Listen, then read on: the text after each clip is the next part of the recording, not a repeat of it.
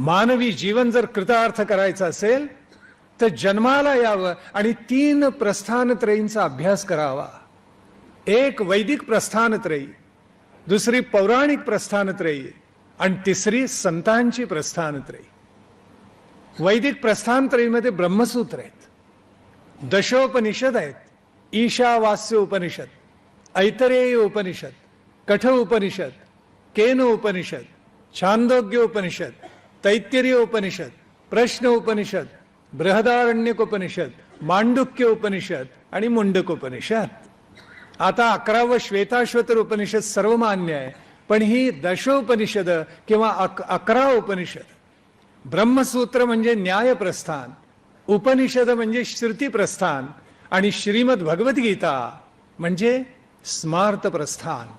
या तिन्हीला मिळून वैदिक प्रस्थानत्रयी असं म्हणतात.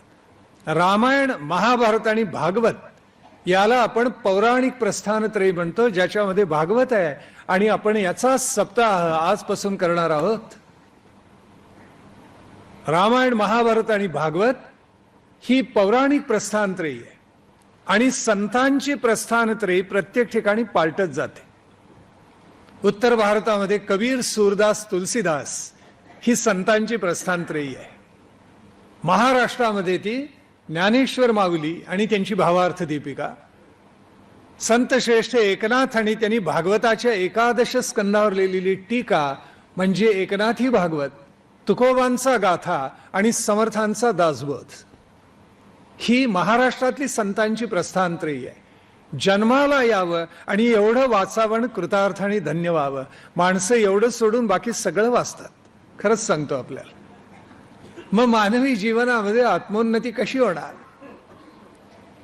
विशेषतः जे उच्च विद्या विभूषित तरुण आहेत ते अहमिहकेनं प्रश्न असा विचारतात की समजा आम्ही गीताही वाचली नाही आणि भागवतही श्रवण केलं नाही, काय बिघडणार आहे आमचं?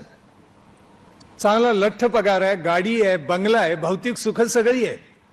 समजा आम्ही यातलं काहीच केलं नाही, वाचलं नाही, ऐकलं नाही, गीताही नको, भागवत काहीच नको, काय बिघडणार आहे आमचं सांगा बरं? ते काय बिघडणार आहे हे गीतेनेही सांगितले, भागवतानेही सांगितले आणि आपल्या सगळ्या सुभाषितकारांनीही सांगितलेलं आहे. आपले पूर्वज आम्हाला असं सांगतात, आहार निद्रा भयमैथुनम च सामान्यमेतत् पशुभिर नराणाम.